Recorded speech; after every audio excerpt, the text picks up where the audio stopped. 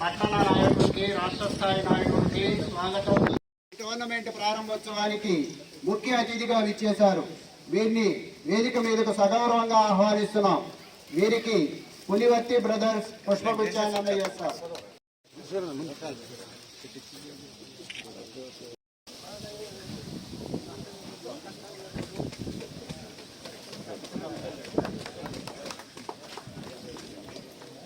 అట్లాగే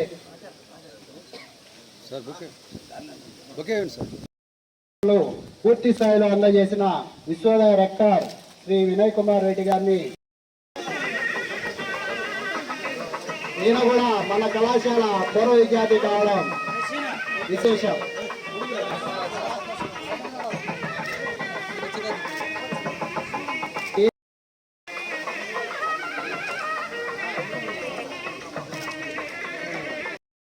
రెక్టర్ శ్రీ దొడ్ల వినయ్ కుమార్ రెడ్డి గారిని సన్మానిస్తున్నారు.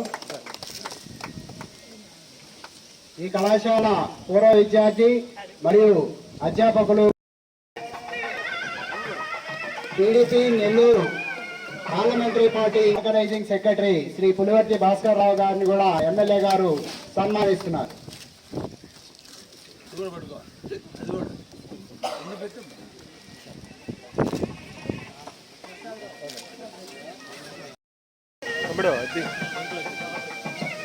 Janasena party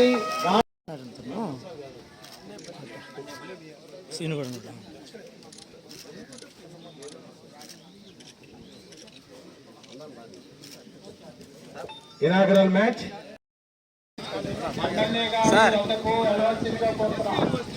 sir Prasad sir participants అందరూ కూడా ఎమ్మెల్యే గారి వద్దకు వెళ్ళి పరిచయం చేసుకోవాల్సిందిగా కోరుతున్నాం.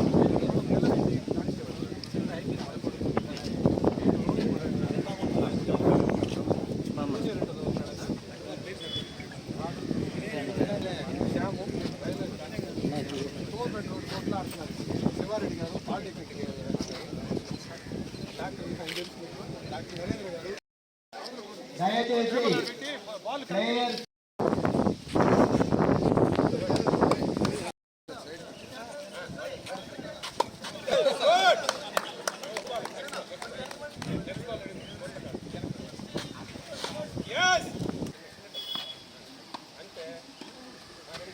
ఎమ్మెల్యే గారికి పరిచయం చేయడం జరుగుతుంది. మన జీవితం తల్లిదండ్రులు ఇచ్చిన సంపద, దాన్ని మనం పుణికిపుచ్చుకొని ఈరోజు సమాజంలో హీరోగా బతుకుతున్నాం. కానీ వాళ్ళు చనిపోయిన రోజున 10 మందికి అన్నం పెట్టగలిగితే అది నిజమైన మన జీవితానికి సార్థకతని ఇటువంటి కార్యక్రమంలో నన్ను పాల్గొనేదానికి అవకాశం కల్పించినటువంటి జేబీ కాలేజ్ యాజమాన్యానికి, భాస్కర్కి కూడా ప్రత్యేకంగా అభినందనలు తెలియజేస్తూ, ఎక్కడ మనిషిలో స్పోర్టివిటీ ఉంటుందో, ఎక్కడ మనిషిలో స్థిరత్వం ఉంటుందో, మానసిక ఒత్తిడిని ఎదుర్కోగల ధైర్యం ఉంటుందో, వాడు ఎక్కడన్నా రాణించగలడు, ఎంతకైనా ఎత్తుకు ఎదగగలడు అనేది ప్రధానమైనటువంటి లక్షణం. మన పుట్టిన కాడి నుంచి ప్రతి క్షణం కూడా మనలో సమస్యలు ఉత్పన్నం అవుతూనే ఉంటాయి. ఉత్పన్నం కానిటువంటి జీవితం లేదు. అటువంటి జీవితంలో మనం ఒక దృఢత్వమైన మానసిక ఒత్తిడిని తట్టుకోగలగాలంటే దానికి ఒక స్పోర్ట్సే దాని ప్రధానమైన కారణం. అపజయాన్ని విజయాన్ని సమానంగా చూడగలిగేది ఒక స్పోర్ట్స్లోనే. కష్టాలను ఎదుర్కొనే ధైర్యం వచ్చేది ప్రతిసారి కూడా మన జీవితంలో మనకు ఐడియాలు వచ్చేది ఒంటరితనంలోనే, చైతన్యం వచ్చేది ఒంటరితనంగా నివసించినప్పుడే. అందుకనే పట్టణానికి దూరంగా ఉండే గ్రామాల్లో చైతన్యం ఉంటుంది, బస్సు రూటు లేని గ్రామాల్లో చైతన్యం ఉంటుంది. ఎందుకంటే దిగిన దగ్గర నుంచి ఊరి వరకు నడిచిపోయే టైంలో ఒంటరిగా మనిషి నడిచిపోయేటప్పుడు తన మనసుకి పొదును పెడతాడు. కాబట్టి ఆ పొదునుతో ఉత్పన్నమైనటువంటిదే మనిషి తెలివి. అదేవిధంగా స్పోర్ట్స్ మ్యాన్ ప్రతి ఆటలోనూ ప్రతి దాంట్లో గెలుపు కోసం తన మైండ్ని ఒక పక్క శారీరకంగా ఆడుతూనే మానసికంగా ఆలోచించి ఎట్ ఏ టైం రెండింటిని ఆలోచించగలిగేది ఒక స్పోర్ట్స్ లోనే. అందుకని ఆ స్పోర్ట్స్ ఆడే వాళ్ళ ఆ దృఢత్వం ఉంటుంది, ఆ స్థిరత్వం ఉంటుంది, దేన్నైనా సాధించగలనటువంటి ఒక కాన్ఫిడెన్స్ ఉంటుంది. అటువంటి స్పోర్ట్స్ అందరి జీవితాల్లో ఉంటే ఎంతటి ఒత్తిడినైనా కూడా మనం ఎదిరించగలం. అప్రస్తుతమైనా కూడా ఈ సందర్భంగా నేను ఒక మాట చెప్తున్నా.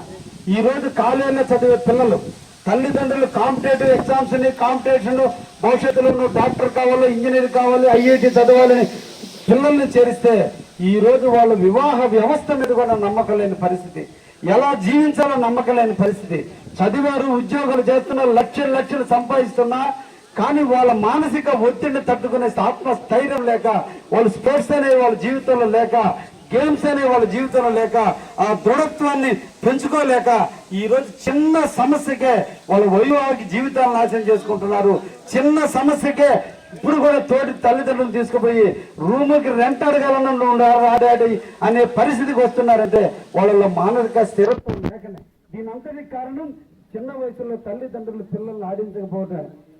మేము పల్లెటూరులో బతికే రోజుల్లో బొంగరాలాట ఆడించేవాళ్ళు, గోళీలాట ఆడించేవాళ్ళు, చిలపెంకులతో ఆడే ఏంటంటే కొందరు గుమ్మలు ఆడించి